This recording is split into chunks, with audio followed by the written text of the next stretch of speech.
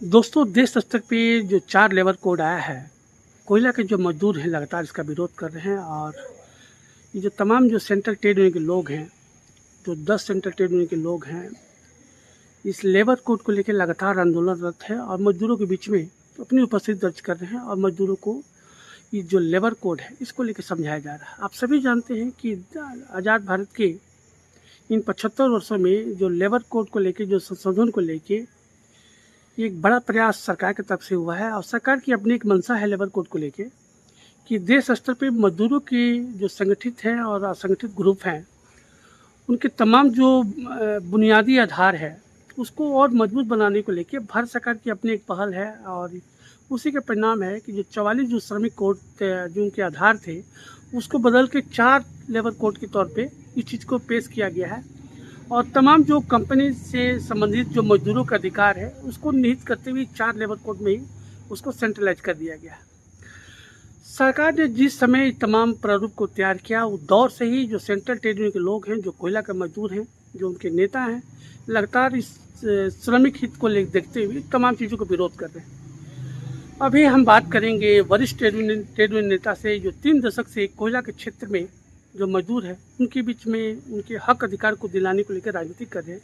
जी, हम बात करने जा रहे हैं ललन प्रसाद सिंह जी से, और इनसे समझेंगे कि ये जो 4 लेबर कोड है, इसके क्या तमाम जो एस्पेक्ट है जो कोयला के मजदूर पे, इस क्या कुछ पढ़ रहे हैं और कैसे देखते हैं लेबर कोड को लेके, इस तमाम सवालों पे हम बात करेंगे वरिष्ठ ट्रेड यूनियन नेता ललन प्रसाद जी से।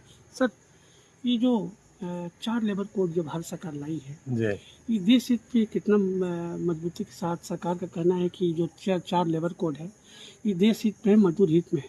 आप तमाम सेंट्रल ट्रेड यूनियन के लोग हैं सर, इस चीज़ को कैसे देखते हैं, ये लेबर कोड को, और क्या कहेंगे? देखिए, ये जो 4 लेबर कोड आया, ये 4 लेबर कोड भले सरकार के हित में हो या सरकार के हित में भी मैं नहीं कहूँगा, ये उद्योगपतियों के हित में है और मजदूर के हित में नहीं।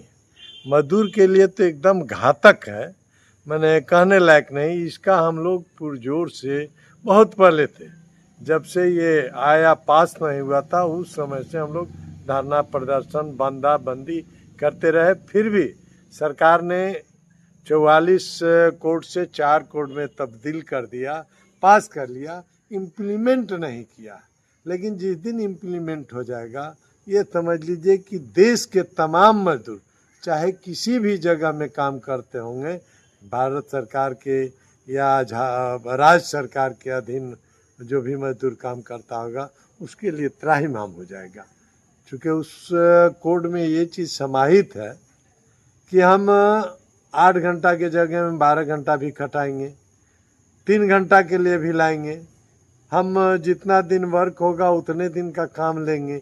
आपको निकालने का भी राइट है। आप कोर्ट भी नहीं जा सकते हैं उसके विरोध में कि हम कोर्ट में, ऐसे तो था, आज तो था हम लोग का जो 44 कोड में कि अगर कोई डिसमिस भी कर दे रहा है, कोई कुछ किसी गलती का हम शिकार हो जा रहे हैं, तो हम कोर्ट से, न्यायालय से जाकर अपना फिर पुनः ड्यूटी में चले आते थे या अपना सम्मानपूर्वक सर्विस करते थे। लेकिन ये लेबर कोड पास होने पे ये बड़ा उदासीनता का माने घोर विरोध चारों तरफ हो रहा है।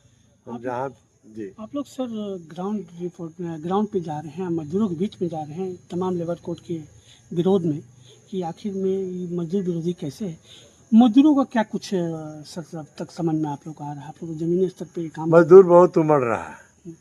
मजदूर का भयावह माने आक्रोश है। मजदूर माने संगठित भी हो रहे हैं।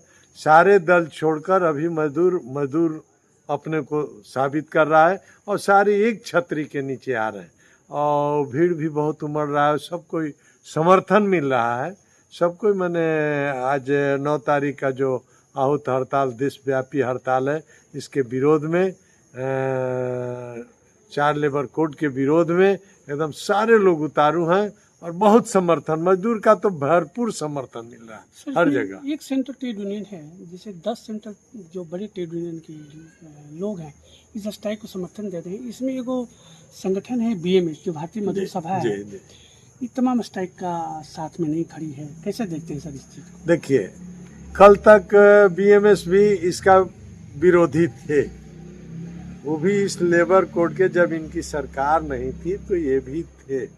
आज ये उस चीज को, चूंकि सरकार है इनका, तो सरकार के समर्थन ही एक तरह से दे रहे हैं। मुरली तो उनका आदमी भी हमारे साथ, उनका आदमी भी बोल रहे हैं कि हम लोग मुरली आपके साथ हैं, लेकिन अब सरकार में हमारा यूनियन है, हमारा यूनियन माने यूनियन जो कहे कि हम बीजेपी के हैं या बीएमएस के हैं या जो भी हो संगठन उनका, इस चलते जब कांग्रेस के हुआ करता था, आप देखे होंगे कांग्रेस के रिजम में भी हम लोग करते थे, लेकिन कांग्रेस बहुत अच्छा चीज़ करता था।